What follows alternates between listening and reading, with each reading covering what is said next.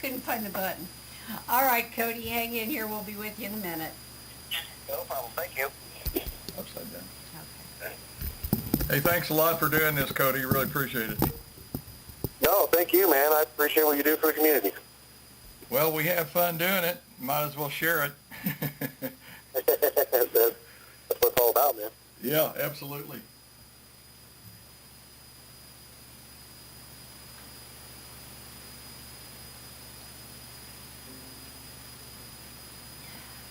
Still hooking everything up. We're also live on YouTube now, so it takes a little bit to get everything hooked up, but we're about there. Is Greg coming? All right. I didn't know if you talked to him. I have not. I didn't talk to him today. All righty. I'm going to go ahead and start this, Okay. and we'll see if we got I'll go everything's working. get in here and I'll check it out. Make sure it works. Should be live there. Should be live everywhere.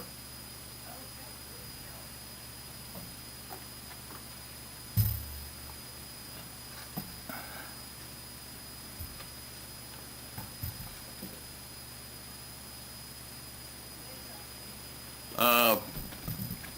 Cody, how long you been doing this racing deal? How'd you get started? I seen a bunch of stuff. I think my first question to you was, I seen a bunch of quads on your Facebook page. Did you start with quads? No, sir. I started circle track racing now. I was 12 or 13 years old. I'm 31 years old now, but I started back at LA Raceway racing junior hobby stocks, little four-cylinder front-wheel drive cars. Oh, really? Wow, that's neat. Boy, I tell you, I don't know about you, but I miss LA. I do too.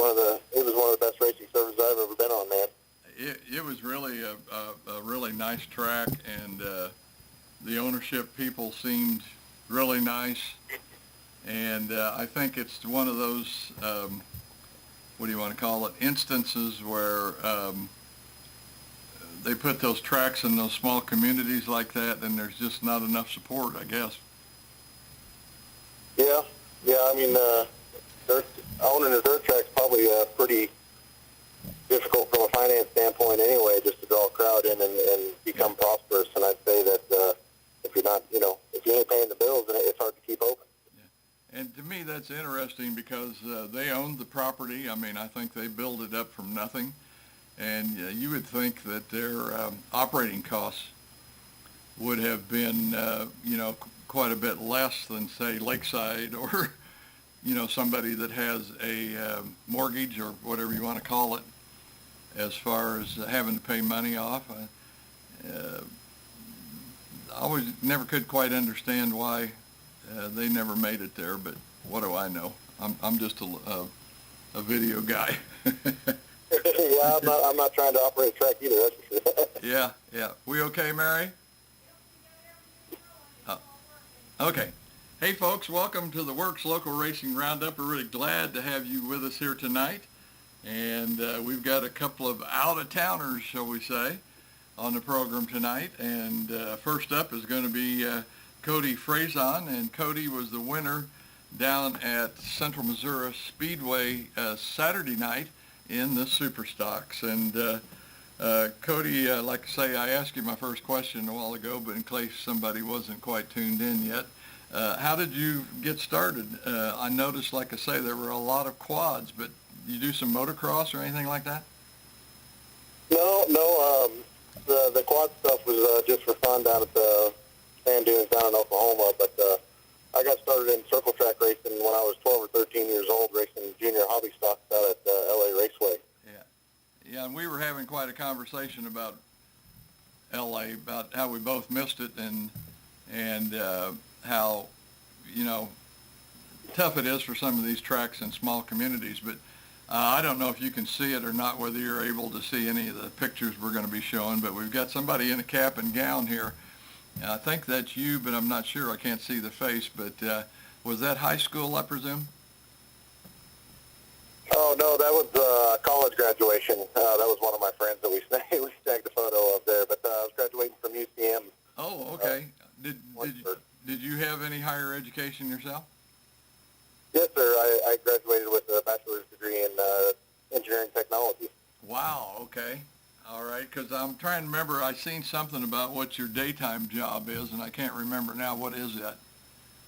I'm currently a production manager at a manufacturing facility in Sedalia, Missouri. I've kind of moved up through the ranks. I started as a manufacturing engineer and then a design engineer, and now I work in the operations side. Yeah. Well, to me, the more smarter minds we got in racing, the better off. I guess it doesn't hurt. Plus, man, I'll tell you what, with the cost of these machines anymore, man, you got to have a bankroll, more or less, to be able to afford this. But right now, we've got a white number 73. Now, you talked about you started in the four-cylinder class at L.A., and one of the questions I was going to ask you about that was the first car, first race, and first track. So we pretty much covered most of that, I think. But like I say, a white 73, was this now a B mod? Yeah, yes, sir. I actually quit racing in college just to keep to my studies and keep the money flow. Heading towards the college education direction, I guess. Yeah. But that there is right after college, I went and bought a DW8 Dirtworks and built me a B-Mod, me and my father. Well, that kind of leads me into the third question that I had, and that was, has there been somebody that was there to answer all the questions that they have? I mean, I know in the early days like that, you've got so many things going on and don't understand hardly any of it. But was there somebody there? Was it been your dad who's pretty much guided you through this? Yeah, I pretty much started racing and learning with Dad. We kind of learned what we knew together. He'd been around racing a lot of his life, but, as far as the newer technology and what was going on in racing, we learned a lot of that stuff together. So, yeah, he's been there. And, in fact, he's been at every race this year, I think. So. Wow, that's a good deal. That's nice to have a family member because most of the time they're just as committed as you are, to getting this racing deal done and doing it right. And we've got a picture now. Looks like you're in the back end of the car here, under it, sitting, thinking really hard. Yeah, I was probably studying rear end geometry or changing the gear. I can't remember, but yeah, a lot of time doing that. That sounds like me. I have said a couple of times here on the program, but it's not unusual for me to wake up at 2 or 3 in the morning, and I'll be thinking about them darn RC cars that I race. Do you do that too? I did a little bit. I actually, I can't remember where there's a racetrack way north Kansas City, maybe North Platte or something like that. I come up and raced that once or twice, then I raced that there in Blue Springs at Fast Lane a couple of times. Yeah. I haven't done much of it since because it's kind of got out. I've been busy with other things. But yeah, I enjoyed that RC car racing. It's fun stuff. Yeah. Yeah, it is. I've done it for like 30 years and had a ball at it and probably could have bought a real race car with what I've spent. But anyway. I got started with Jacob Ebert and Mike Higley. They were doing some slick track stuff in the gym. I don't know if you ever did any of that. But, man, that talk about make your palms sweaty. I did one race with them, and I'm trying to remember where it was now.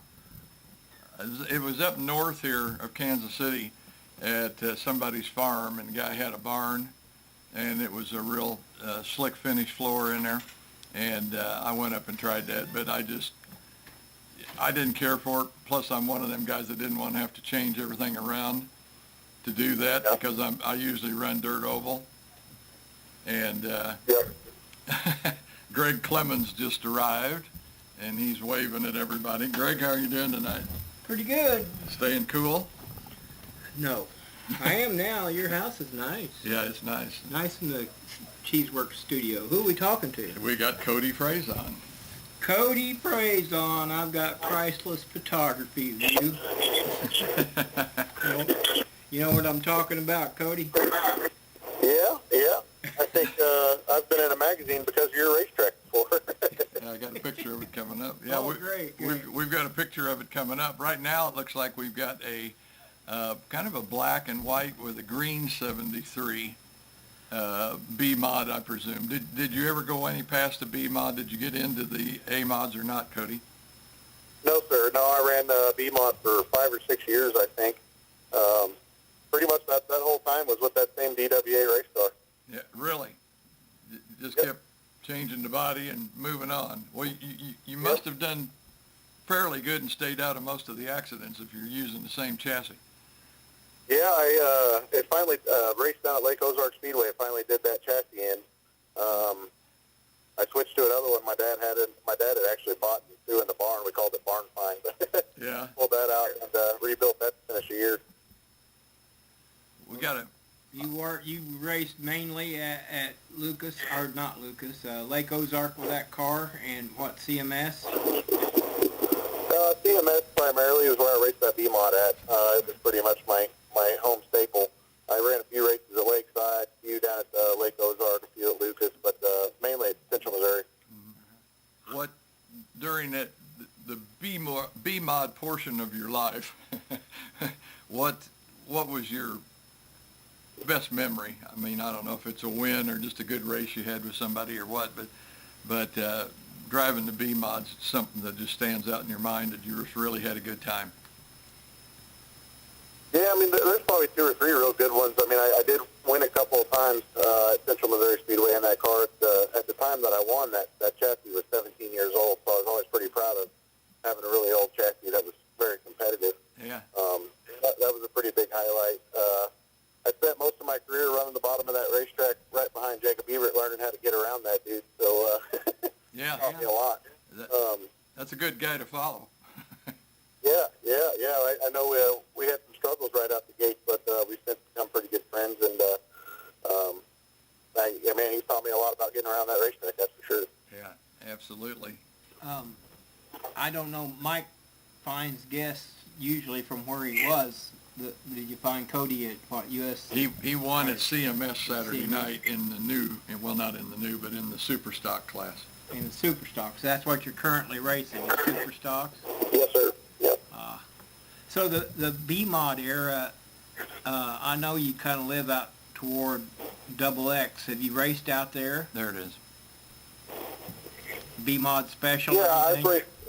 raced out there several times. I used to race there a lot in the hobby stock. Raced the full season out there one time. I think I've only ran there a couple times in the stock car. I got one win out there, and I think we went out for the Dylan Bass Memorial a year or so ago, and kind of got caught up in a wreck. But I do love Double X. To be honest, it's probably one of my funnest racing surfaces to race on, just because of the track and the style. But it can get pretty tight at times. Oh, yeah. I brought that up because that's one of my favorites, too. Yeah. I mean, we got a lot in common because I spent a lot of time growing up out that way. I mean, I'm a Kansas City guy now, but I built this little racetrack in Urick, Missouri, and it was never going to be anything fancy when it was created. It was kind of for having fun, and if I remember right, it was a day of NASCAR race. I think Kansas Speedway was running or something, and you showed up out there. And we got a picture right now, the priceless picture I'm talking about. Can you see the one I'm talking about? Can you enhance this subject matter? Yeah, there was, you had a race out there. I believe there was a guy that, I can't remember his name, Brian Sherman. Brian Pipes, maybe? Brian Tyson. But you had a guy that had never been beat on your racetrack, and you had a... Brian Pipes. Pipes. Yeah, you had put up a bounty for somebody to come and take the throne from him, and we got successful that day. You had quite the trophy girl. Goat. Goat. So that was racing those hobby stocks, but that was a pretty exciting day. We got that job done and got to take a pretty sweet photo with that goat there. Yeah, did you kiss the goat? I believe I kissed that goat. Yes, I did. Oh, that's funny. I love it. The guy holding the goats, Wade Sherman, and he was notorious for bringing goats to my racetrack. Oh, really? I think he kind of thought it'd make fun of my place out there, Yeah. because we were definitely down on the farm. Uh-huh. But I remember that. That was a great day. You made my day, I'll tell you that right now. And I think it was Russ Doughton was the guy that had the bounty. Russell something. He had a blue Escort, and he was unbeatable. Golly, why can't I do remember that Escort. He had, I don't know if he got into, I don't know, he had a bad day that day, if I remember. He got into the wall or something, but that's been a lot of years ago. So this was the 4-cylinder deal here? Yeah. Oh, okay. Yeah. And you got it in Speedway magazine? Somebody did. I think Wade did, maybe. Oh, really? That really was cool. Yeah. I mean, that put that place on the map if it ever was. I think Grand River Speedway is acknowledged in the Speedway directory, but I'll tell you what, racing boys wouldn't show their face down there? No. We're starting the video here, and of your win down at CMS there Saturday night. Looks like you got to start on the pole, which of course in this class is not a bad idea, because man, it's super competitive. Yeah. Boy, you look quick. There were actually 4 or 5 cars up there toward the front of this thing. It looked like Cody that could have won this deal. Yeah, but Cody's in the Yeah, prime spot. right there on the outside of there, that 12B car, he's my good buddy Nathan Vaughn. We actually work and build our race cars right out of the same shop. We do have, I would say, different racing styles, but we've been kind of waiting for 2 years to get the chance to race like we got to on Saturday night. So. Oh, really? Which one is Nathan? Outside front row there. Side by side with Yeah, you that now? 12B car. Yeah. Yep. So you guys build these? No, the chassis is built by Mark Carter there in Warrensburg. They're both Shark chassis, but pretty much everything else me and Nathan maintain. Uh-huh. He's got a crate motor. I got a Yeoman, but outside of that, the setup and everything behind them is pretty much me and Nathan. I'll be darned. So, your thoughts in your head, if you can remember this race, he's on the high side, you're on the low side. Did you feel like your car would do whatever his could do? I mean, are you thinking about the end of this race, for where it's going to be? Yeah, I just know that Warrensburg's so dominant on the bottom. I mean, it's the other night, Saturday night, was probably the best night we've had all year as far as the top side coming in. But it's just so dominant on the bottom, it's hard for me to pull off there. I mean, it's just so consistent, and your chances of winning are a lot greater. Yeah, it looks like there's still some dirt down there that's not really packed in hard where you can get some good bite is what it looks like. Is that true? Yeah, if you can keep your left rear right around them tires, that usually maintains grip throughout the night. Yeah. Well, tops apparently run out for Nathan. Yeah, and of course right there behind you too is Aaron Poe, last year's points champion. So, man, all it would take was one mistake by you, and I'm sure Aaron was going to take advantage of it. Yeah, and we flip it back a week. It was the exact same scenario. A couple ago, I got right on Aaron and was just waiting for him to make a mistake. So that's kind of how this track works sometimes. You just got to stick it to the bottom and hope you're there first. Yeah. That's cool. Now, as black as that track is looking in this video, was it taking rubber? I never found any. I don't know if it was in the middle, but generally Warrensburg gets black for quite some time before it does start to take rubber. Oh, okay. And there wasn't nearly, I don't think there was nearly enough cars for that to happen the other night, but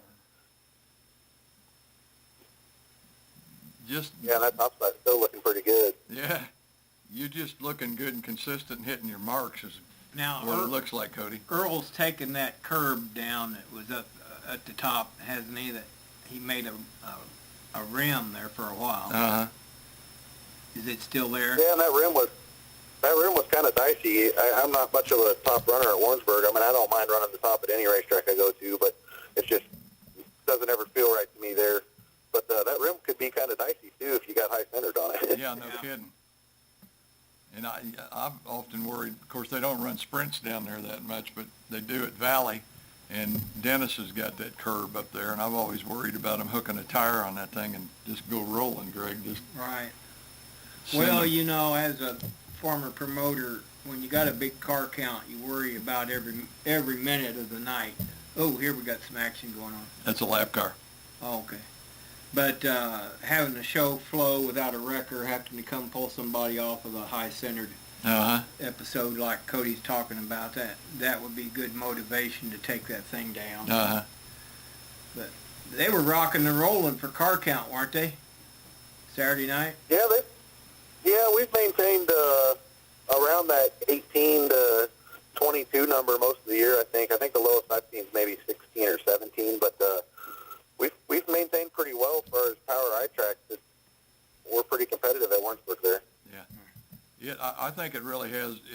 The power eye sanctioning has helped the class out, I believe, because like you say, it seems like the car counts are up even down to 71. I think they're having 10 or 11 down there, and it seems to have really helped the class out. So are there going to be points kept by Power Eye, or is it totally on CMS? They do both. So there's points at CMS for track points, but then Power Eye from a national scale keeps track of those points for every track that's running Power Eye. Yeah.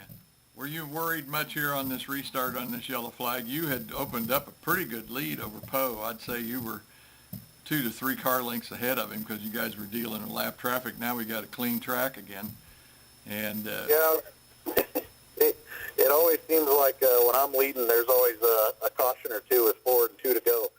yeah. Why that is, but we can't just run green the checkers. But I was actually exceptionally worried on this restart because right before this restart started happening, I was having a pretty bad vibration in the car, and I was kind of struggling to figure out what it was. So I was paying probably significantly more attention to that than I was racing. So I was a little bit more nervous this time for sure. Yeah. Oh, I bet something like that just drive you nuts too. Just figuring it's going to break any time. Can you utilize that new scoreboard as a driver? Can you see it at any point while you're on the track? You can. Coming out of forward, you can see it for just a little while. I try not to pay too much attention to it, especially at Warrensburg. It's hard to see exactly what you're looking for. It's not like Lucas or something. You got the whole back straightaway. You can see the scoreboard if they got the lineup up. So. Well, there's a white flag. You've got, looks like, I give you a car length on Poe. But like say, if you just...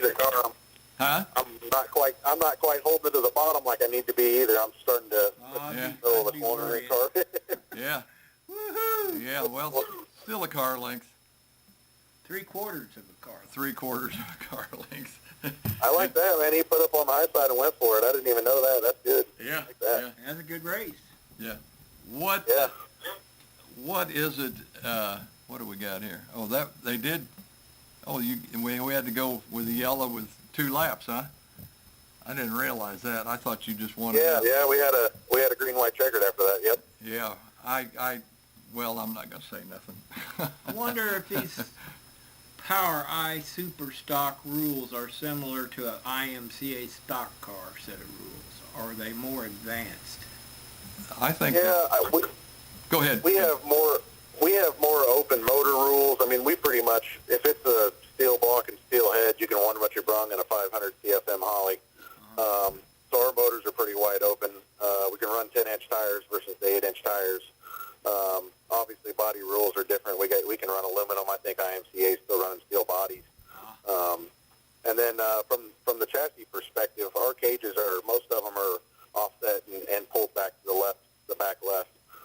Versus them, I think they got to have a pretty square chassis or roll cage. Yeah.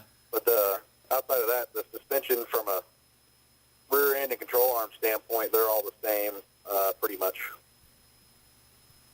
Yeah, you guys have had some stock cars that have run with you before, but I've not seen any of them that can really compete with you guys. A couple of years ago, Chad Clancy showed up with his stock car, and he was running second or third and putting it on the rim, and I think that's where those guys have an advantage with they can move their bars around in the back where we can't. And I think they can get around the top side of that racetrack better than we can, which is kind of why we're stuck to the bottom. So he ran pretty good that night, if I remember right. He was up in the top 3 or so. So the track conditions are right. You're in victory lane now. Yeah. Yeah, I love it. Good race, buddy. With the new scoreboard, they do all the interviews facing the infield, which is not good for the video guy. Hey, now, the super stocks at Double X, are they similar to these? Yeah, they're the same. They're not Power Eye, though. I don't know if they're sanctioned by Power Eye, but they are pretty much the same cars. Yeah. That's good to know. Yeah. Are you a big Chiefs fan? I noticed there were several pictures in here, and I think these are a couple of Chiefs cheerleaders, I think, or prom girls. Yeah, through thick and thin, I've been a Chiefs fan my whole life. It's been a great couple of years, thankfully, but lived through a lot of bad ones. Yeah, no kidding. That rate's right up there with a picture of the goat. It's pretty close. Yeah, probably no kissing going on here, though. No, sir. And I don't know who this young lady was here, but somebody's birthday looks like she's got cake on her face. Hey, speaking Yeah, of it's a birthdays, good friend from my high school. It was her birthday party. That's her and her husband there, James Earlsbeck, but Okay. her name's Caitlin Earlsbeck. Caitlin. Yep. Whose birthday is it? That was a fun night. I'll tell you, man, just remind me. We got to talk about somebody's birthday after we get done with Cody. You know? Oh, okay. All right. Well, Cody, one of the things I wanted to know, Ooh, look at that. by the way, you must have went to Indiana for Indiana Speed Week or something, but this is an asphalt track. Was this Andersonville or? That is Anderson Motor Speedway. Yes, sir. Yep. Yeah. Oh, wow. I got to stay up in Indiana for a couple months for work. Oh, To work at a facility up in Fishers, Indiana, and I took that time I was up there during the summer to hit a bunch of racetracks in Indiana, and that was one of them. That was actually one of the coolest races. That was the Red Bud 300 there, the late model race. And yeah. I believe that either earlier or later that year, I went through the Little 500, the sprint race there. Did you really? Oh man, that'd be neat. So is this Yeah. one That's pretty cool. I-69? No, we got another. There's a dirt track up there now, and I've been there. Is that Yeah. Brownsville? Gas City or No, it's not Gas City. You know which one that is, Cody? Brownstown? I don't know off the top of my head. If I was guessing, it'd be Brownsville. Yeah, I should have wrote it down. I'm bad about doing that. But anyway, I was there for USAC Speed Week. That was fun. I've been to that track. I'm not sure it's Brownsville, but Oh, the track there in the photo, that is Bloomington, Indiana. Bloomington. That's what I thought, but I was trying to compare that with the last one. Anderson and Bloomington are pretty far apart. Yeah. I went to pretty much every racetrack. It was USAC Speed Week, and I covered every one of them. Man, I don't remember them all. Terre Haute and Yeah, that's fun. Bloomington. Gas City, usually. Gas Lewisburg or City, Lewis. Lincoln Park, maybe. Yeah. Lincoln Park. Attica. No, that's Ohio. I went to the opener of the midget week at some little track. I can't ever remember the name of it. It was great, man.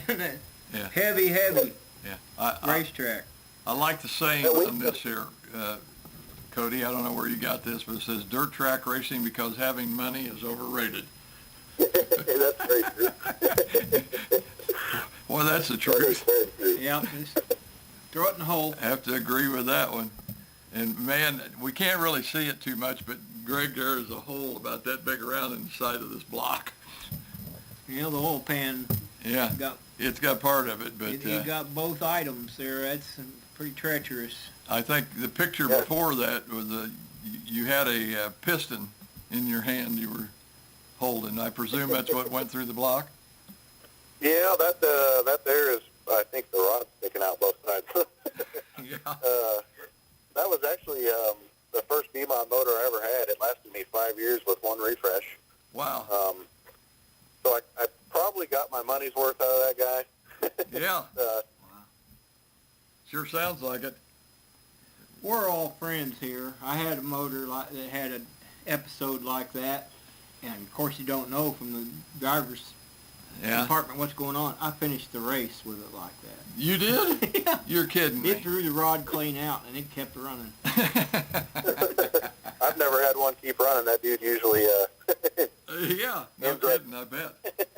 We got a guy here, looks like he's, I don't know what you guys call it. I call it sanding off a tire. Who is this guy? Tire grinder. Yeah, tire grinder. Yeah, man. That's probably the coolest photo on my timeline, to be honest. That's my dad. He's sanding off some tires. He's always my tire prep man back in the early B-Mod days. Yeah. And that's quite the interesting photo. He's got his fancy, classy glasses on there. That matched his pink shirt, Yeah. or his orangey pink shirt. And that was it's quite the interesting story. But that night there was the first night I wanted to B-Mod at Central Missouri Speedway. He was getting my tires prepped. We got a good photo before that. Yeah. I like that. Yeah, that's pretty neat. Yeah, all dressed up to grind tires. You need to get him for Father's Day one of those spindles that rotates the tire for him. Yeah, we always did it the hard way, tire on tire. Yeah. Do you guys still have to do that in this super stocks? You still grinding tires? Yeah, I try to run my feature tires after every week to try to get them through another night or two. They're not as bad as those American racers. Those American racers were real soft and they'd glaze over a lot faster. These asphalt takeoffs we're running are super hard, and they don't do that very much. It's pretty rare to see one glaze over. I'll be darned. Well, for being a fairly hard tire, they sure act like they hook up at Central Missouri Speedway pretty good. Yeah, once they take a little heat and fire, they're honestly surprising. I'm surprised by how well they hook up. Yeah. Can you see this picture, Cody? It looks like you're in second. Yeah, it looks like CMS. You're in a blue and white modified, probably a couple of years back. Number 73 is your number, Yeah. right? Yep, that's me right there, and looks like I'm second to Chris Buckway at the moment. Yeah. That big tree back there, I remember that because I went to Central Missouri Speedway ever since it was created, and that big tree's always been there. But originally it was like a 2-lane drag strip. It wasn't a circular shape like it is now. And they were way in the infield back in that time period. Really? The infield is now, yeah. That back stretch is completely different. I'll be darned. That's crazy. Here's the only picture of super stock that I've seen on your Facebook page. I was totally surprised. Lucas Oil. Down at Lucas Oil, Yeah, it looks like. Did you win that one? That was the very first win I got at Lucas Oil Speedway. Yes, sir. Man, that has to be something. There again, I imagine they get quite a few of these cars down there for that, too. Yeah, they actually stopped running our class this year. They're running USRAs now. When I started running down there a couple of years ago, they ran, oh man, we had nights where there was 30-plus cars, pretty regular. Right. And that year there that the picture was taken, I got third in points, which is a pretty big feat. And why I was running down at Lucas Oil at the time is just really stiff competition, and that track, for anybody that's raced on it, some people figure it out pretty quick and easy, but for me it's always been ever-changing and always daunting, I guess. It's tough to get a hold of. Yeah. I was going to say, I think they finally did put some new dirt down there, didn't they, about 3-4 years ago? Because I think that was one of the big, if you want to say, complaints that I heard about Lucas Oil was, like you say, it was just a hard track to get a hold of. But I think they put some new dirt on that, didn't they?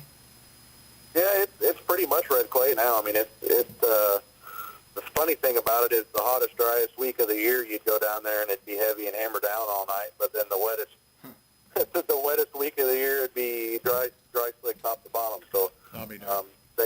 they definitely throw you for a loop every week you go down there. Yeah.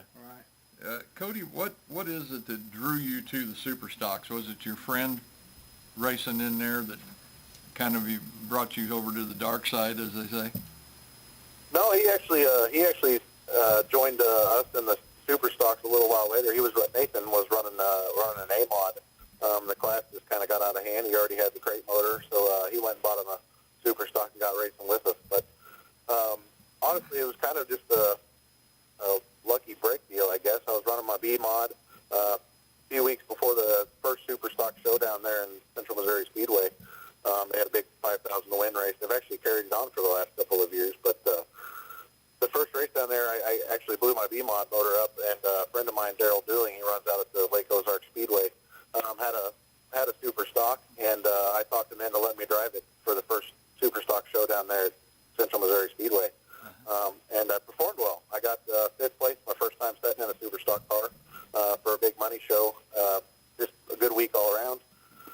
And sometime that winter, Kurt Ewing with Ewing Farms hit me up and was looking for a driver for a super stock car. So I've been working with Kurt ever since for the last 3 years. This is my third year with Kurt. Oh, great. Well, like you say, just things fell in place, it sounds like, and you know that's kind of fun when that happens. That's a good deal. You know, everybody's happy and having a good time. That illustrates a point.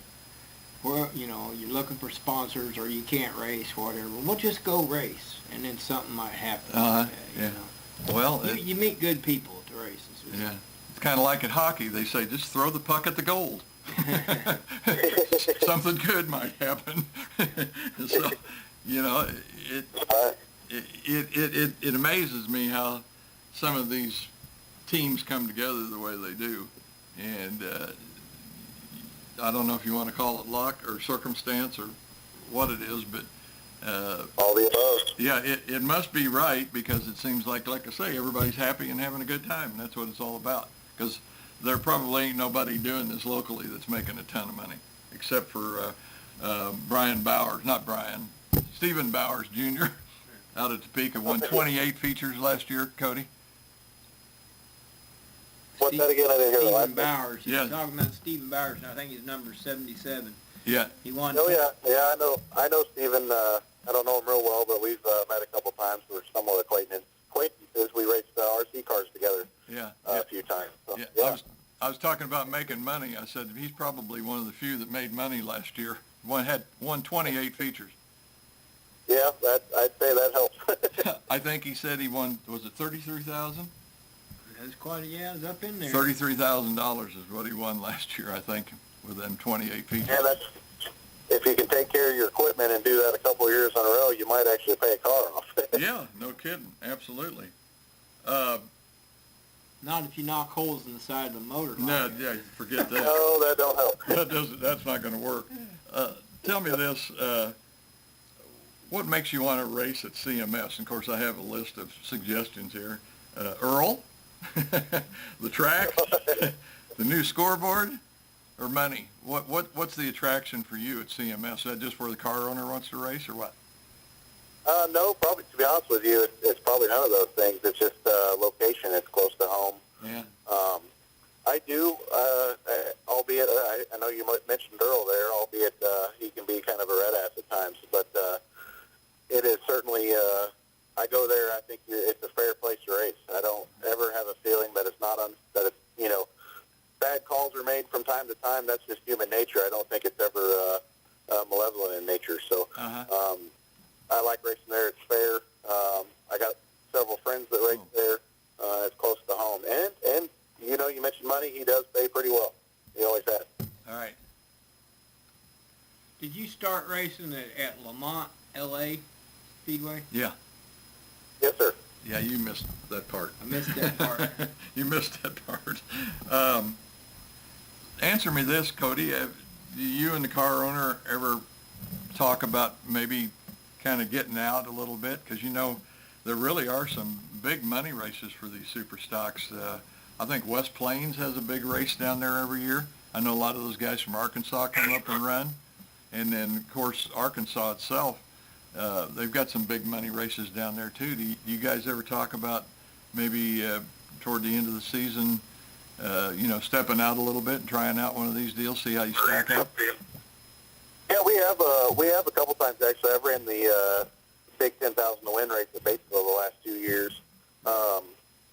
I've been to North Central Arkansas Speedway. I have yet to make it to West Plains. I was kind of hoping to this year. I'm not sure if we're going to make it this year again or not, but I was kind of hoping to. I probably will, come September, make it back down to Batesville again. I do love that track, and I've kind of recently found a little success down there. Kind of figured out how to get the car to work. It's a completely different racetrack than I'm used to racing on around here for sure. Yeah. But yeah, we'll probably slip down to Batesville for sure for the years up. Maybe a couple others. I've been to Tri-State Speedway down in Pensacola, Oklahoma. We had a pretty good night there. The one time that I've been, it's a pretty sweet track too. It's a really nice track. Right.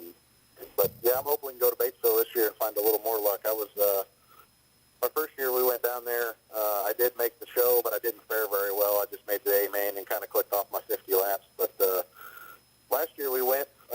I was the heat race qualifier. I won the heat race. I was in the top 6 for the draw. I think I finished 5th in the redraw. I started 5th that race and moved to 4th. We were about halfway through the race. I was getting ready to work on 3rd place and kind of got caught up in somebody else's incident, unfortunately. But night ended early. But I found a little speed down there. I've kind of figured out how to get around that racetrack, so I'm kind of excited to go back. Yeah. That's a pretty unique place. Is it? I've never been. Sounds like it'd be fun. Oh, man, it's unique is the good word for it. It's very unique. Yeah, absolutely. Well, Cody, tell you what, I know it takes family, friends, sponsors, a lot of people to make this happen each week. You want to tell us who your group is? Yeah, I appreciate you letting me do that. I'll start with car owner Ewing Farms, a couple of sponsors, Purchase Farms, Yeoman Race Engines. They build one hell of a hog, and they take care of business. Like I said, I had a vibration this week. Harmonic bouncer actually broke. It's kind of a rare occurrence. But we got the motor down to them on Tuesday. They went through it on Tuesday, and we've already got it back in the car this week. So shout out to Yeoman there for that. Brilliant graphics. My friends in the shop, Nathan Vaughn and Jeff Hardy. My girlfriend probably at home watching this, I hope, Jesse Hill. And then I see my mom's watching for sure, Kathy Frazon and Steve Frazon. Yeah, well, good. Glad to hear it. Well, Cody, all I can say is thank you a lot for taking some time out of your evening, to join in with us. And, man, it's fun watching you race. That race Saturday night was just what a video guy wants to see. I mean, anytime I can keep 3 or 4 cars in the same frame, it's a good race, because sometimes they get spread out so far, and I'm thinking, man, where's there a race at in this race? And I'm looking, might even be back to 11th or 12th sometimes when it gets down to a one-lane deal. But, man, that was a really nice race, and congratulations on the win. Yes, that was neat. I'm glad I got to see it. I don't get out much. Yeah. I'm Valley on Saturday nights. And thank you guys for doing this. This is a great deal for the racing community. I really appreciate it.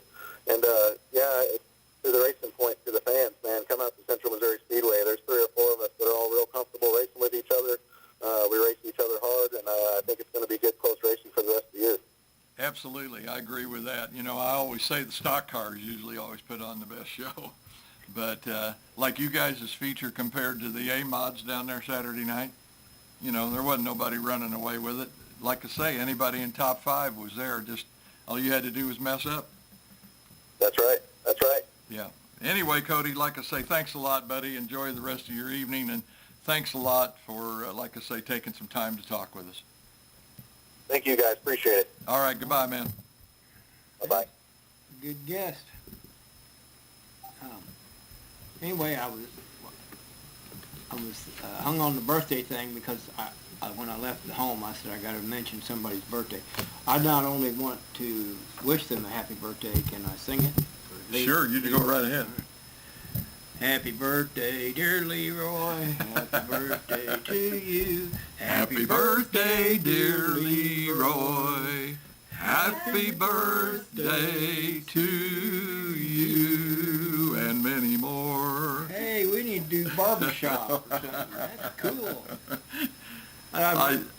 He's a unique kid. He's like Cody, Yeah. Anybody that came to Grand River Speedway, I feel like family with. Yeah. But Leroy, he couldn't race. He was too little, but he'd ride the heck out of a four-wheeler down there.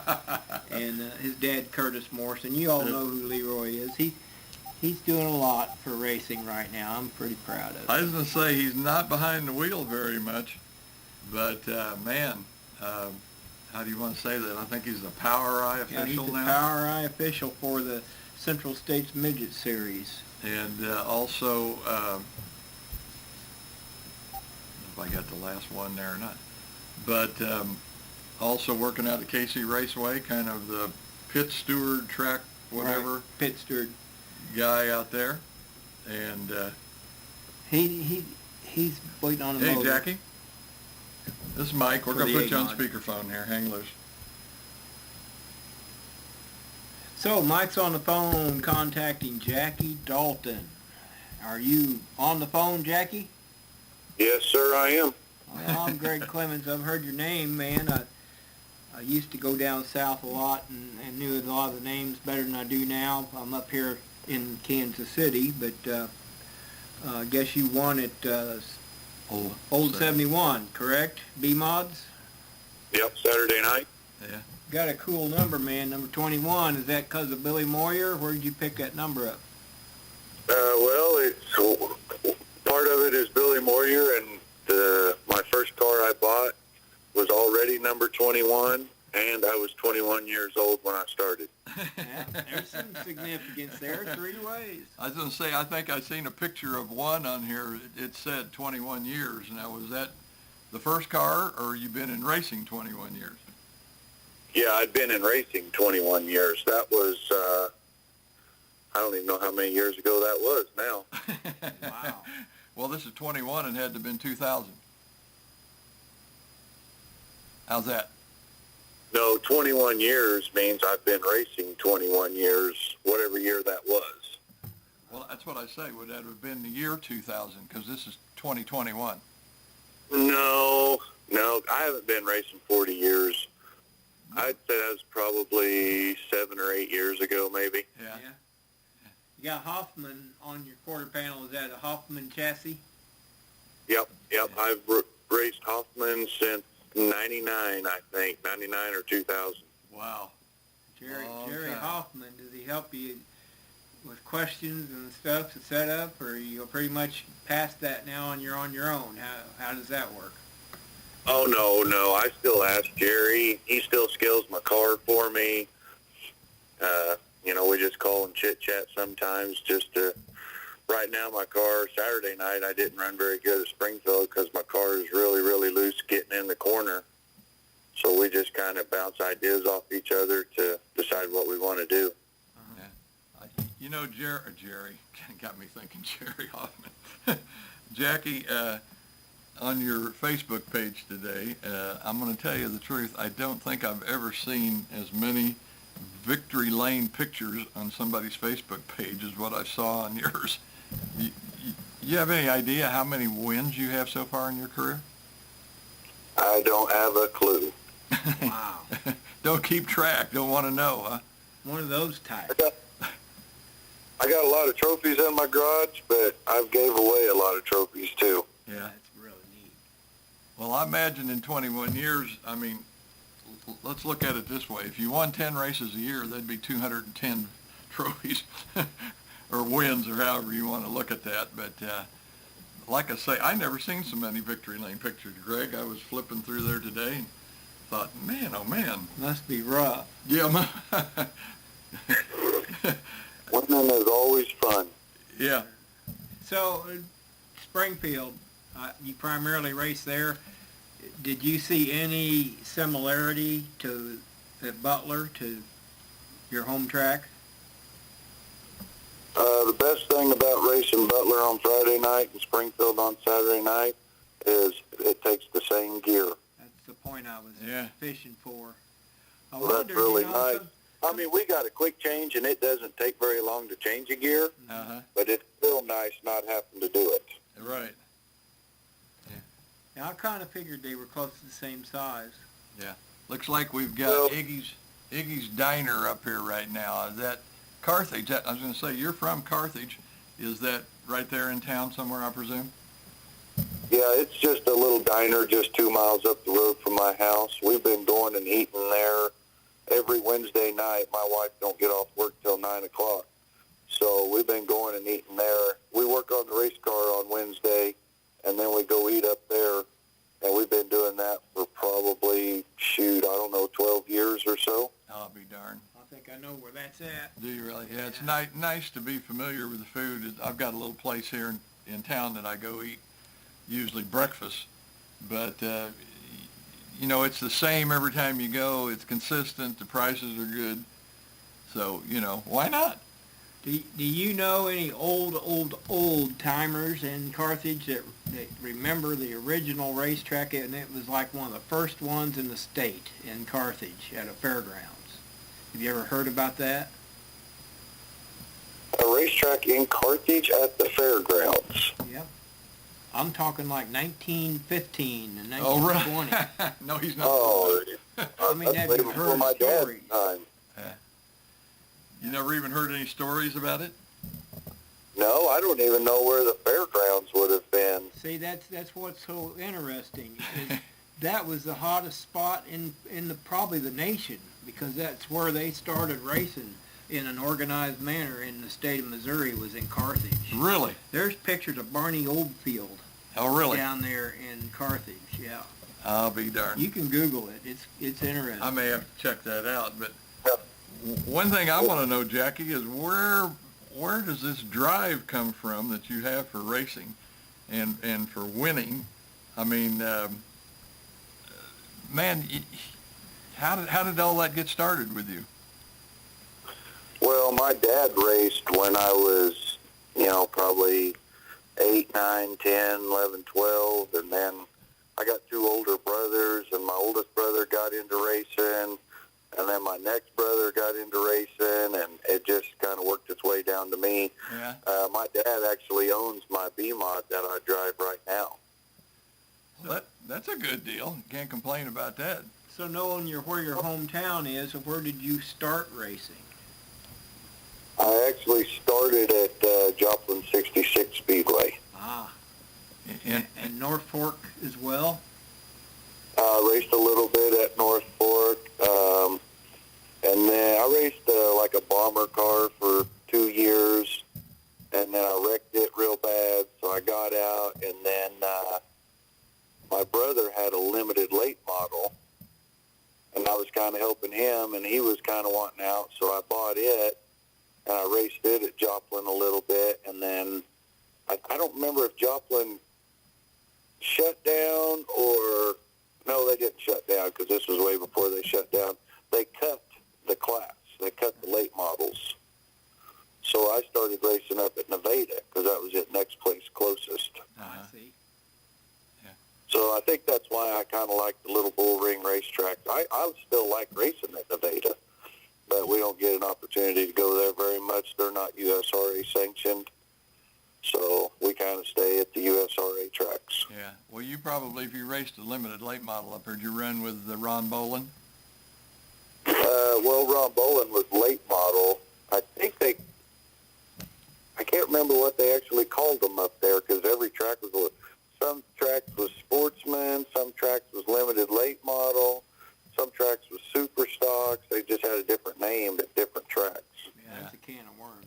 Yeah. It's like, But when I raced up there at Nevada, there was like C features. Mm-hmm. Yeah, I bet. I remember one night I had to race a C feature, and I transferred to the B, and I finished high enough to where I transferred to the A. I used to letter race cars, and I lettered the number 21 down near Carthage once. I think his guy's name was Mike Madison. You didn't happen to buy a car from him, did you? No, but I know who Mike Madison is. Yeah, the 21, the numbers is what sticks in my mind in racing. Now I'm an announcer, so, numbers are just something I don't forget. But that's, that area down there also has been, a hotbed for racing for a long time. Even Yeah. though there's not a track right there in your hometown anymore, I mean, that's still a pretty hot area. You got other car owners and drivers all around you, don't you? There in Carthage. I don't know how many's around anymore. I've seen a lot come and go. I mean, Kel Kennel, he used to be really big here in Carthage. There's been a lot of them. Billy Street was really good at one time. He got out. I liked his dad, Bill Street, too. I grew up watching Bill Street and Larry Phillips and Billy Moyer and Ken Eshery and all of them guys. I used to ride in the back of the truck to Monette every Sunday night with my dad. He raced factory stock, I guess it was. And I'd go sit up in the stands and watch the races. Yeah, I was wondering if there was a Monette connection. I used to, when I was done painting race cars every week, that's the only place I could go race on Sunday night was Monette. Yeah. And but I've got probably as many laps there as Nevada. Yeah. But I think, do you know, Jackie, are they having their first race this weekend? I think they had a test and tune at Monette last weekend. Yeah. And I think this week is first race. I believe they are. I believe they're going to try and race on Saturday night. Yeah. Right. I just wonder how that's going to work out because so many of the cars and drivers have all been racing somewhere else now. I have some questions in my mind as to what kind of car count they're going to draw. Well, last year they tried that, and they had 30 cars on Saturday night. Total. All classes. Total. Wow. That's tough.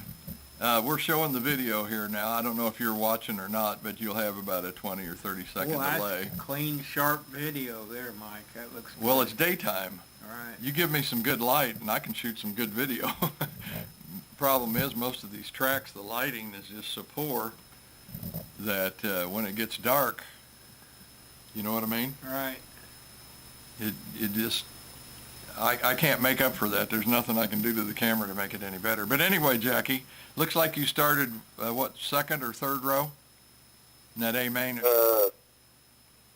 In the A main or in the heat race? No, the A main at Old 71.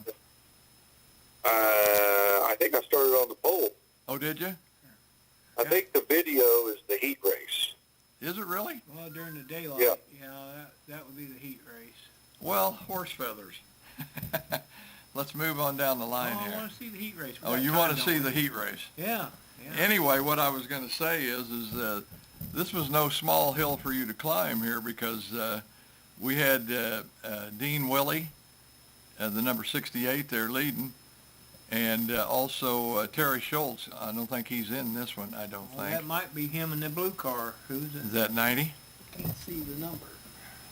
No, Terry Schultz wasn't in my heat race. He was in another heat. Oh, that's Yeah. 81. Well, 61. I bet I've got it here somewhere. But anyway, you caught up Woo, look at him on the high side. to Dean, and looks like you're getting ready to put it on him on the high side. You're going to blow around him down the straightaway here. Yep. Got the Yeah, look that down. was a fun heat race. You could run two crews. You could run high or low. Yeah. How is Old 71, the track, doing this year? I know last year, of course, the first year was just in the fall, and I don't even know if you made it down there or not. But it was a little bit, had some character, I think, over there in turn 3, as I recall. Well, turn 2 is the tricky one. Coming off the corner, it takes you right into that wall. Yeah? Oh, I really? wish you put that wall back 15 or 20 feet and get it out of the way, because I don't know if you've seen it, but I actually hit the wall with my right rear, and it just caved it down a foot, and I just barely tapped it. Yeah. That's No, A they mod. they don't move. Let's move on. Everybody There it is. Everybody wishes he would move that wall back a lot. Like Monette, you know how Monette, the wall was quite a ways off the racetrack. Uh-huh. Well, backstretch of Monette, you got a lot of room. Yeah, here's the A main. You started on the pole. That's what threw me off, was that heat race, because I watched that earlier today, and I thought Jackie was up further than that.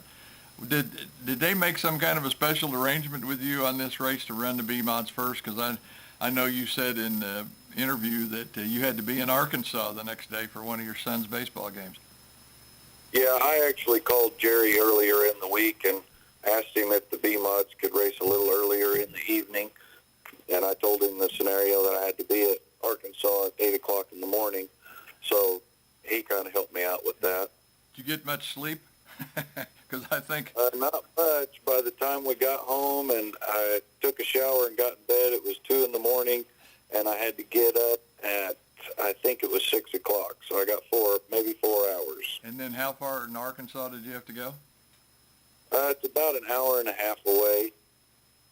And then we had 2 or 3 games, and then I drove back an hour and a half and loaded up my B-Mod and went to Springfield. Oh, man.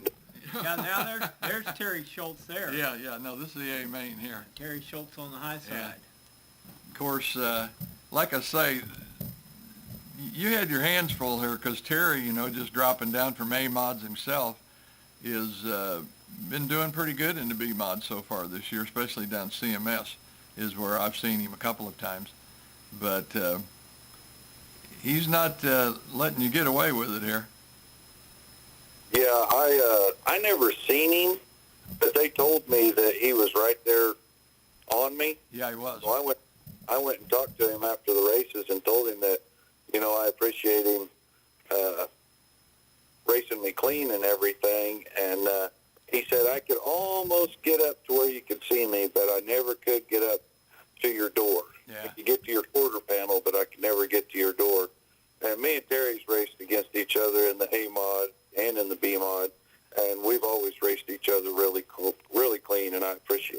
Yeah, he's a clean driver. He's one of the best. Been doing it for quite a while. Real mild-mannered, kind of quiet, doesn't say a lot. But get him in a race car and he'll show you what he's got. But you're running around the bottom. I presume that's where you thought that was a place to be racing on this track. Well, last week, the week before this, I was running second in the feature, and I caught the leader, and I was running the middle, and I passed the leader. I kind of diamonded it off, kind of like Terry's doing in 1 and 2, and I passed the leader. Well, when I passed him, I caught him running the middle, so I moved back up to the middle, and he passed me back and won. So this week, you know, when you're out front, you don't know if you're running the best line or not. All right. But I never seen anybody, so I just stayed right there. Yeah. You're doing a terrific job.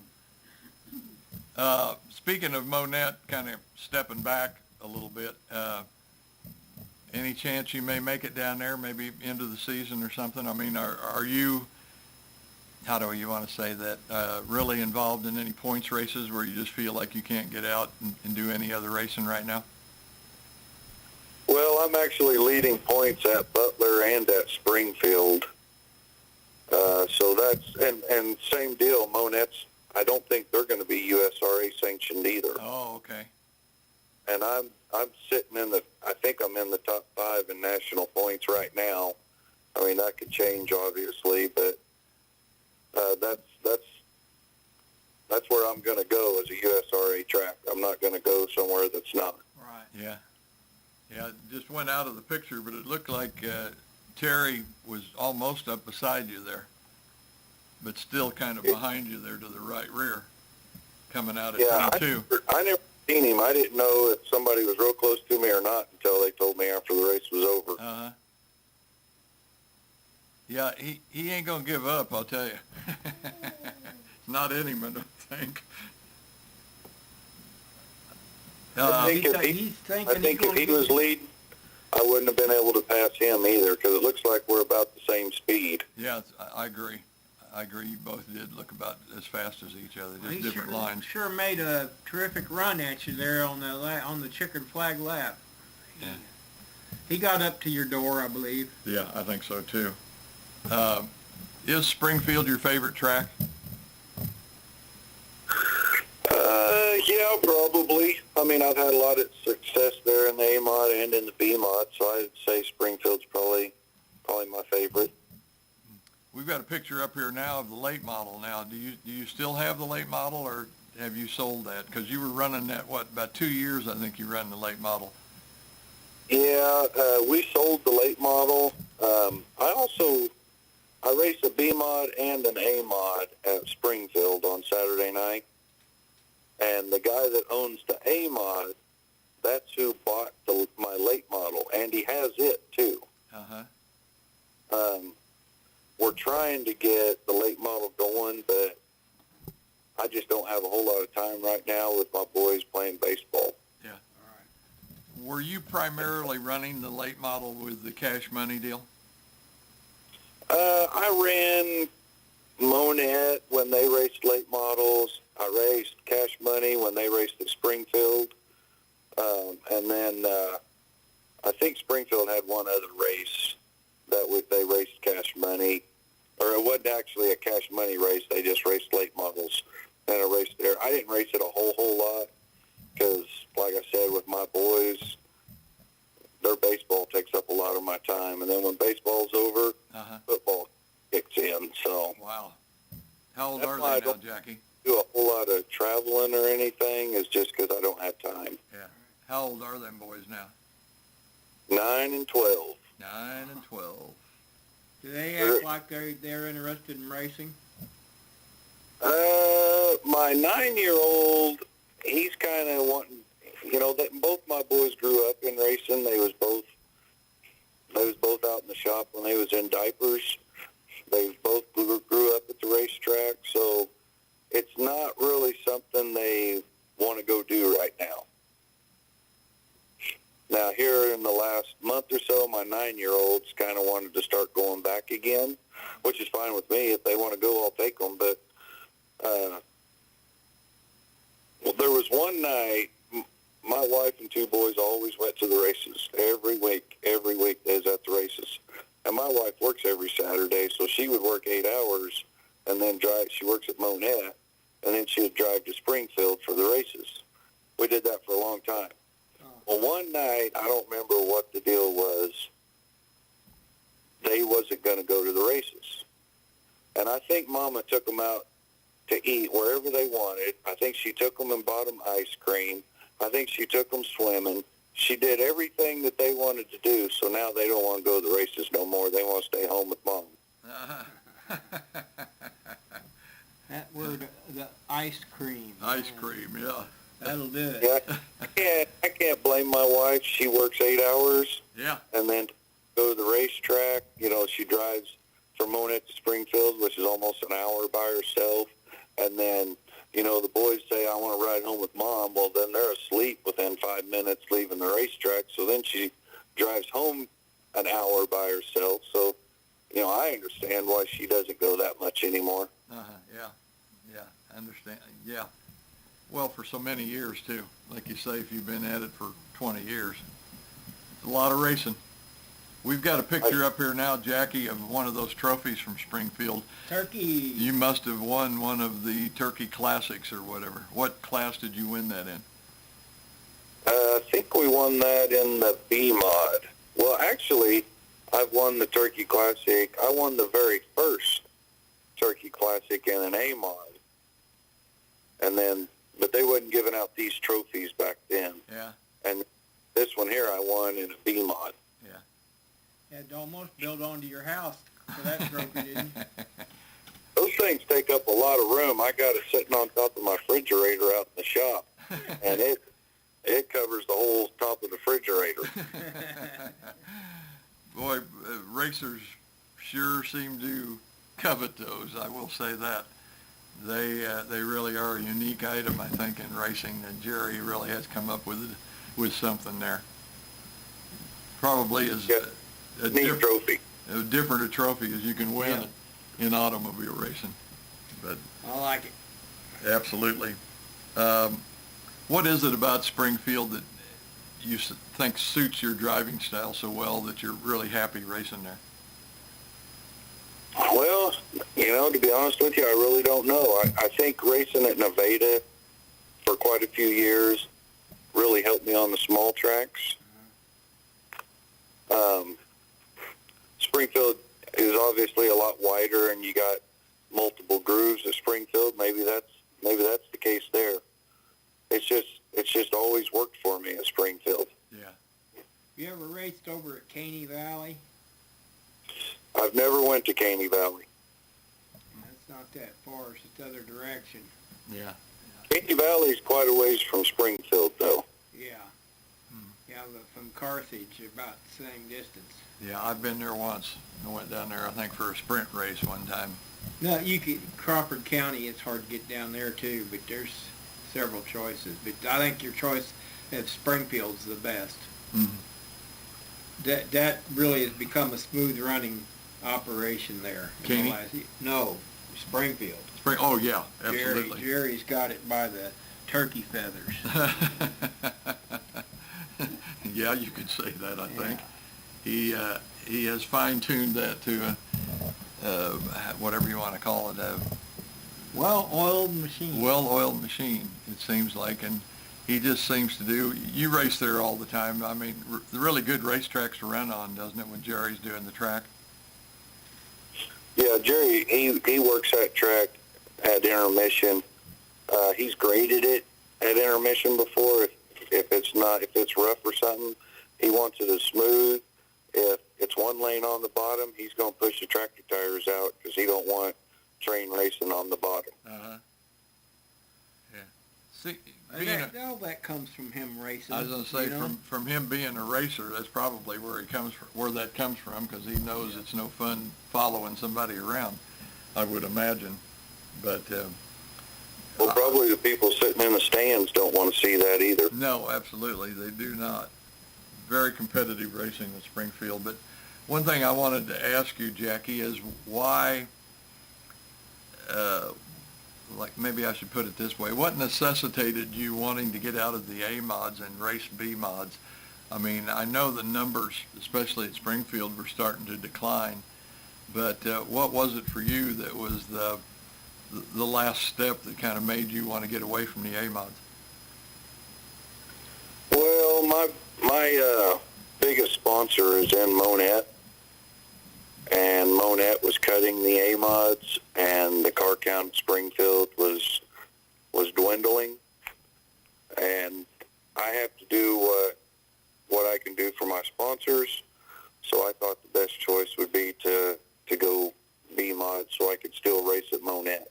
Yeah, absolutely. Yeah, you can understand that decision. It makes sense to me. With Jerry going to the IMCA modifieds, I haven't been down there, I don't think, in a year and a half with him doing the pay-per-view. There's no sense me even going down there because I can't do enough video and, to make it worth my while, I guess you could say. But how have the car counts been with the IMCA modifieds now instead of USRA A mods? Well, the car count's kind of crazy in the IMCA deal. There's some nights we'll have 16 cars, and then there's some nights we may have 10. Mm-hmm. So it's still kind of struggling a little bit. Well, it's hard right now because really Springfield is the only IMCA track around other than West Plains. Uh-huh. Yeah, that would All the other tracks are USRA. Yeah, that would make a big difference. It's not like us here. We've got two tracks here. Of course, we've got US 36, and then Bethany, I think, every other Saturday night that runs IMCA. You went to Springfield on a Sunday night. That's kind of a one-off deal, isn't it? I mean, is there any indication that he'll do more Sunday shows at Springfield? Well, I don't really know because, I mean, obviously Saturday night is the best night to race. I don't know what the numbers was for the people in the stands on Sunday.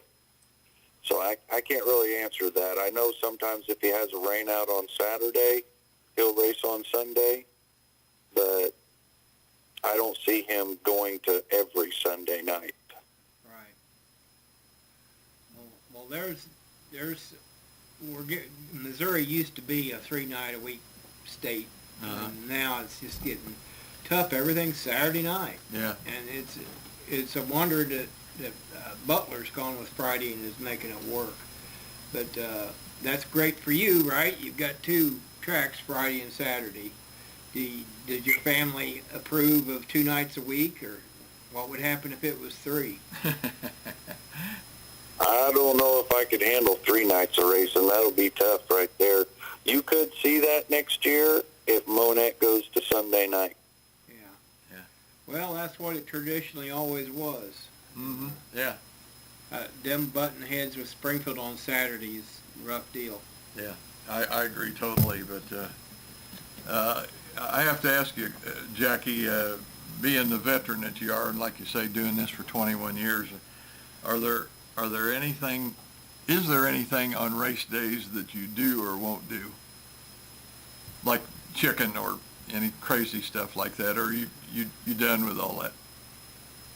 Oh, I don't really have anything crazy like that. No bad luck things? Really not anymore. I think I've had a lot of good luck over the years, and we've probably done it all. So I've got a lady that brings me food every week to Springfield. She makes all different kinds of stuff. She goes by the name of the Cookie Lady. Yeah, I've heard that. Okay. Yep, she's brought me ribs. She's brought me ice cream. All different kinds of stuff. So as far as eating something that would give me bad luck, I don't think. I'll tell you one thing I hate, and that's sunflower seeds. I won't even allow those in my enclosed trailer because they just spit them stinking seeds everywhere. Or they set the bag up. They set the bag up in my aluminum shelving, and then the bag dumps over and dumps all the sunflower seeds down in the bottom. Yeah, that doesn't sound like a luck thing. Of course, I can't remember the saying. I've got it downstairs, but I can't remember right now. But something about luck is really just a part of being prepared. A lot of times it's just, having the car and everything ready to go, more so than it is any real luck. Am I making sense there, Greg? Oh, yeah, somewhat. Yeah, the kind of a dark ages thing to go on this luck thing. Yeah. Green race cars, upside down numbers that read the same, peanuts, all that. Yeah. It's just all a bunch of hocus pocus.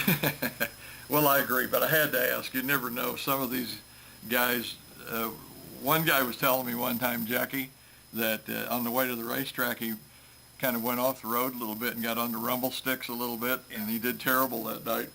And he said, I don't ever go on the rumble strips again. Like something like that would really make any difference. Everybody's got their little quirks. Yeah, absolutely.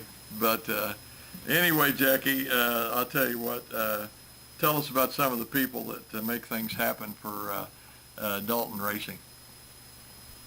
Well, first off, I got to thank my dad because he owns my car. And then I also got to thank Dustin Kopenberger because he owns the A-Mod that I race. But sponsor-wise, Doug's Pro Lube and Monette, they've been with me for a lot of years. Garrison Performance has been with me for a lot of years. And then we've got some new sponsors, Grundy's Body Shop in Carthage, Turf Tamers Lawn Care. He works a little bit all over. And then Pro Series batteries. I'm trying to think of all of them. Obviously, Hoffman Race Cars, Iggy's Diner. There's just a lot of them out there. Comer's Auto Express. I race against Comer every week, but he still sponsors my race car, so that's pretty cool. Yeah. He was leading here 2 or 3 weeks ago, and I passed him and won. I really hated to do it, but you got to. Yeah, I bet. We got a picture up there now. I love this. It's 3 kids sitting on the inside of the front bumper on your car. Man, that is cute. Really neat. Just all I can tell you is hang on to those memories, Jackie, because it won't be too long. That's what they'll just be, as memories, because them kids will be adults and gone. And Those are all those are his boys? yeah. Yep, that's Jet and Jace, and then a little girl named Kaysen, one of my buddies' daughters. Yeah. I think I got another pretty cute one here. I think that's the last picture, right? That's your 2 boys right there, I think, Jackie. On the front. Yeah. That's one beside the car. Nope, that's not my 2 boys. It's not? Nope, that's just 2 kids that wanted their picture taken. Cute. I was thinking that I had one more of them on a quad, but whatever. But anyway, Jackie, man, thanks a lot for taking some time to talk to us here tonight. Really appreciate you coming and doing this. And boy, I'll tell you what, anytime I'm at a track and I see that red and yellow 21, I'm already thinking, well, who's Jackie going to beat tonight? Yeah. It just seems like you're always up in the front, challenging, running for the lead or leading. And, man, it's got to be a lot of fun for you racing. It is a lot of fun. I don't know how much longer I'll be doing it. Heck, I'm almost 50 years old. So if I started racing when I was 21, and I'm going to be 49 this year, that's 28 years I've been racing. Yeah. Wow. Well, that still makes you pretty young. Yeah. Well, the thing about it is, I just wonder when these racers retire, like Claxton, I guess supposedly Gene Claxton is retiring, what they'll do with all their spare time. I mean, can you imagine not having to go down in the garage and work on the car, Greg? No. Or, anything like that. You'll have to take up fishing or something, Jackie. Well, my boys do like to fish, but, I mean, Bill Street raced for a long time till he was out, so Ken Eshery. So I don't know if I can do it that long. Just depends how much help I got. Yeah. It really If surprised I'm doing any good or not. Yeah. really surprised me when Ken Ezra retired, because he retired and he was still fast. Yeah. And that's just been a few years ago, but Yeah. I know how he feels now, because when you get in your 60s, your eyesight goes bad and all Yeah. kinds of stuff. And you get tired all the time. Yeah, I think every year Yeah. another reason pops up to not race. Yeah, absolutely. But anyway, Jackie, like I say, thanks a lot for taking some time out to talk to us, man. Really enjoyed talking with you. Hey, I appreciate you guys calling. All right. And You take, if pardon me? Butler has another big race, you better come interview me, because every time you interview me, I win. There you go. There's a reverse superstition. Somehow I can pick them in the pits. When I drive into pits, I think, well, now let's see, who might win this? It's kind of my reasoning sometimes when I do that. And I know if you're there, that one, you're a good interview, and two, you got a heck of a shot at winning. So yeah, it's a winning combination. We'll keep that up. I'd be worried about him putting a camera on your car. He's done that for me, and I always end up in the back. I don't think we've ever done that, have we, Jackie? No, I don't think we've put a camera. You might have done that before. Yeah, I don't know, maybe. I can't remember. There's been too many. But anyway, Jackie, thanks a lot for talking with us, man. Have a good evening. You too. Thanks for calling. Bye-bye. Bye. Well, man. Had the out-of-towners tonight. Jackie from Carthage. I mean, I don't know about you, Greg, but it's so interesting to talk to these guys sometimes. And like he would rattled off, 4 or 5 names of people there from Carthage, which I didn't know any of them. I think you knew a few of them.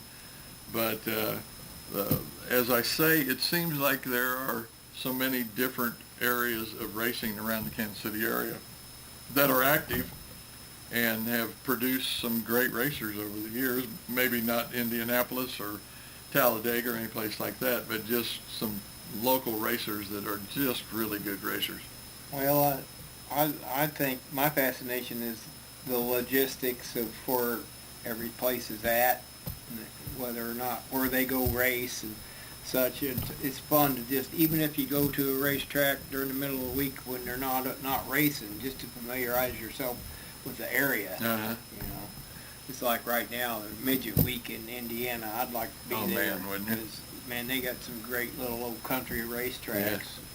Yeah. And Monette was a little country racetrack. Now it's in the middle of the industrial park area down there.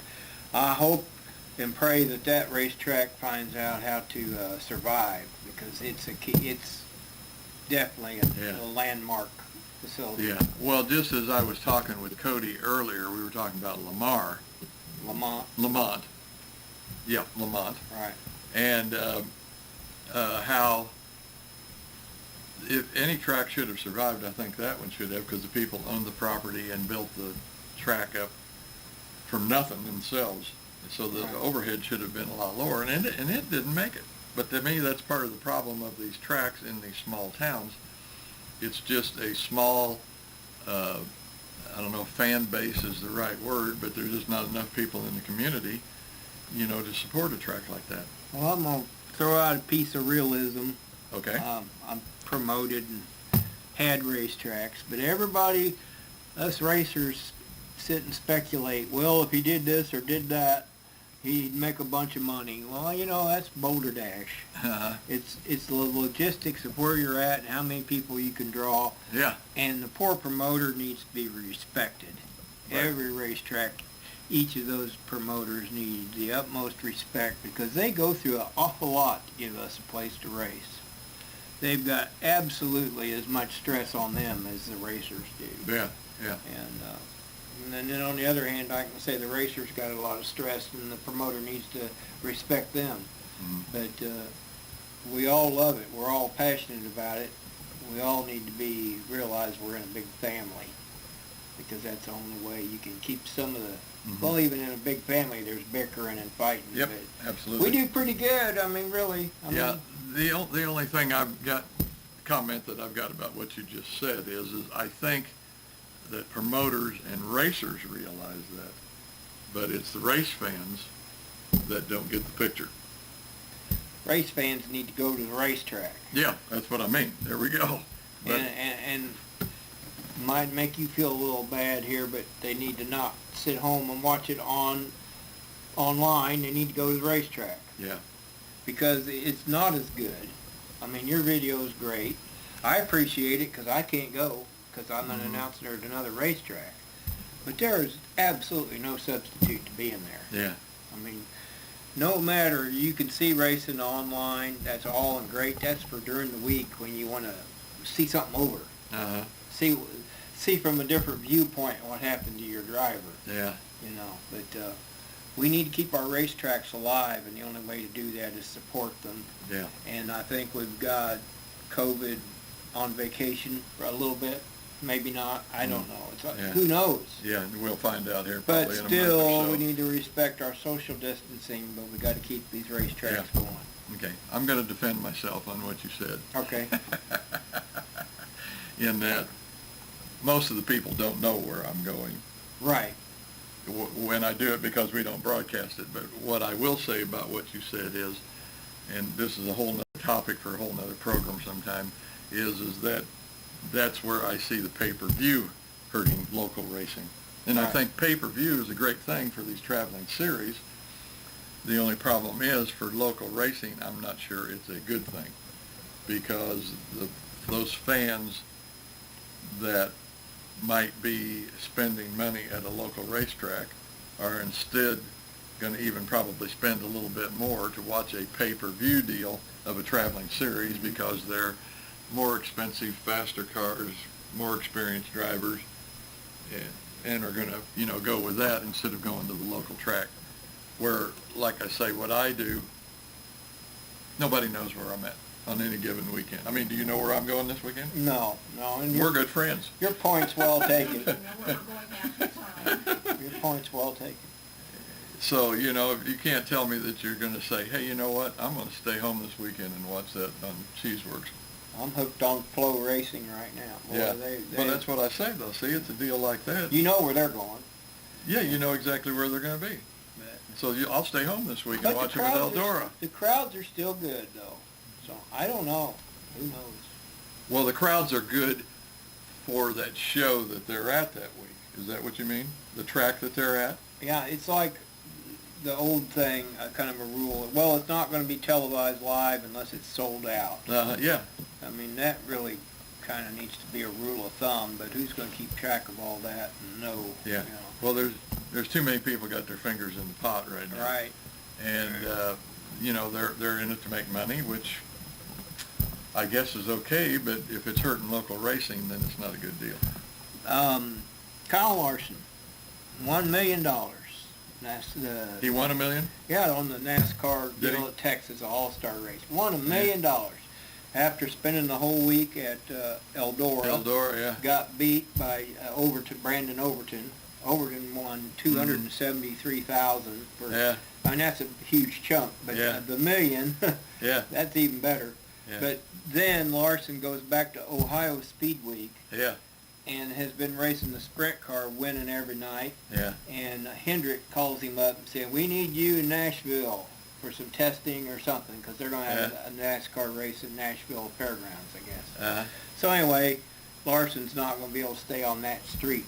Uh-huh. But boy, is he amazing. Yeah. And then somebody was appropriate putting a post, Larson is making asphalt fans into dirt fans into asphalt fans. Yeah. It's probably the best thing in racing to come along. Yeah. And Tony Stewart gave him high praise too. Yeah. But I think a lot of that kid, Yeah. man. Speaking of the million, not to change the subject, but wasn't Bill Elliott the one that won the first million? Yeah. Or was it? I think he won the first $1 million. They called him $1 Million Bill. Yeah. Or was it Jeff Gordon? I think both of them won the $1 million deal. Bill Elliott was the first, I believe. Yeah, that's what I thought. And Okay. then Jeff Gordon's back trying to midget at Indianapolis. They got a dirt track in the infield. They put him back in the midget that he did Thursday Night Thunder in. Yeah. They're in that state. Uh-huh. They put him in that car on a dirt track after sitting out of a midget for 25 years. Oh. There's YouTube video of him making a lap. I was going to say, on I that am dirt surprised. He probably won't race one, though, because didn't he have a neck or back injury in NASCAR? And You know, at this I don't think point, he could who afford to knows test that. what he's going to do. I can't believe at his age he'd get out there and do that. It'd be fun to watch, but I can't Or believe he could end up in that SRX deal. SRX. The SRX are cars that Ray Abraham and Tony Stewart engineered, designed, and now there's a dozen cars, or 16 cars, 16 Yeah. professional drivers, and they raced at Stafford Motor Speedway, which is asphalt, in Connecticut. That was their first race. Yeah. And I think next is this weekend at Knoxville. Oh, really? Brian Brown's driving a stock car. Really? Scott Bloomquist will be there. And Oh, I believe my. that is this Saturday night at Knoxville. Oh, man, Need to that'd be- Google it, find out. Yeah, that'd be neat. But they're kind of strange-looking race cars. They're like a stock car, but they got the old Superbird wing on the back, yes. like from the 69 and 70 years. Yeah. So I got my attention. I Yeah. want to see that. Yeah, it might be fun. The race that I seen this week was just really caught my interest. Was one up at Boone, and what did they call that?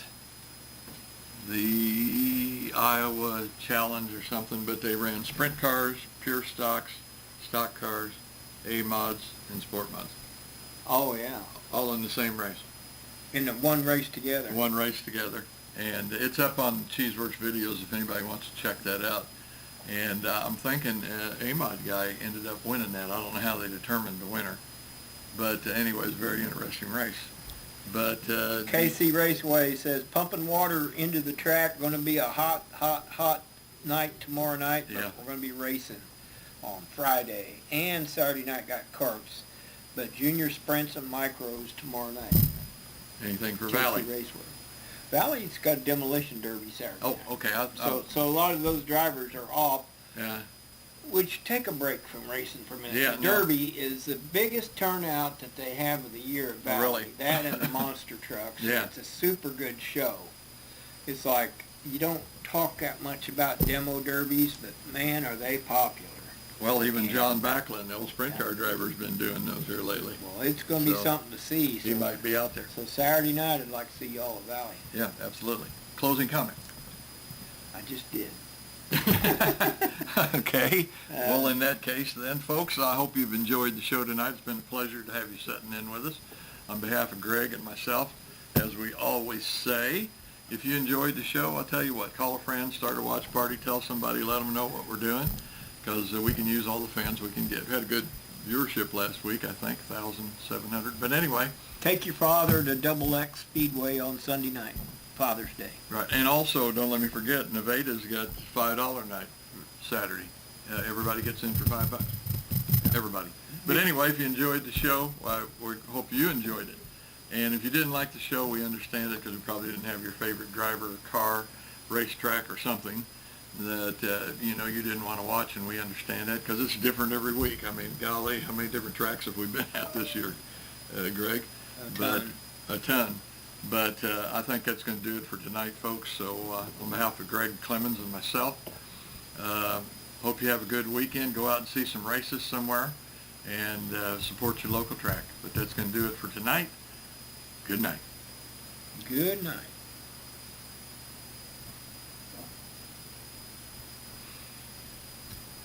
I forgot to get a bottle of water. You're done. Ay,